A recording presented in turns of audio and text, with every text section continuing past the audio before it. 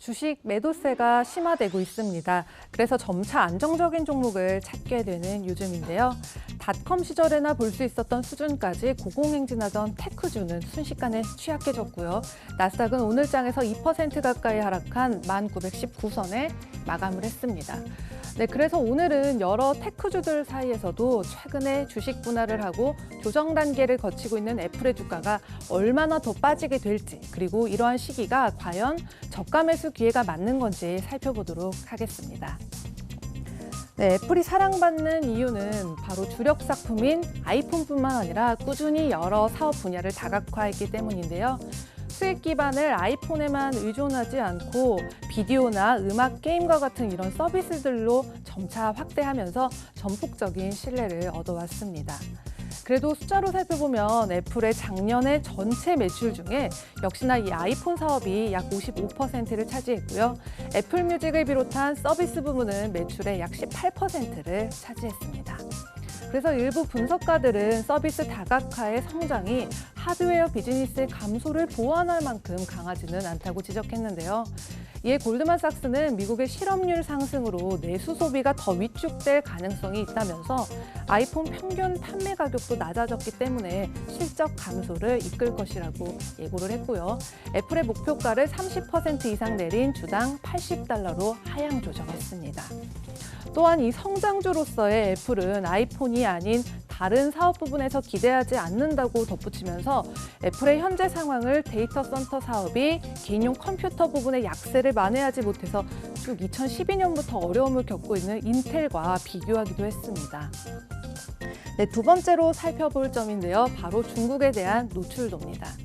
현재 애플의 생산망에 근무하는 직원은 약 200만 명에 달하는데 애플리케이션 개발에도 비슷한 인원이 또 근무 중인데요.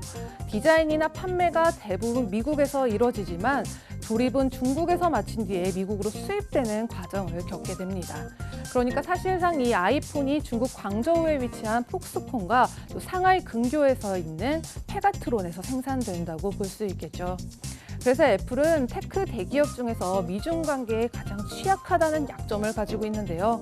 비용 절감 때문에 그동안 중국의 대규모 공급망을 형성해왔고 그로 인한 중국에 가장 또 잘 노출된 기업 중 하나가 돼버렸습니다. 네, 그럼 마지막으로 살펴볼 부분이 남았는데요. 바로 애플의 고평가에 대한 부분입니다. 지난 8월 19일 애플은 처음으로 시가총액 2조 달러를 넘어서는 기염을 토해냈었죠. 이때 주가는 예상이익의 31배를 훌쩍 뛰어넘으면서 10년 이상 만에 최고 수준을 보였습니다.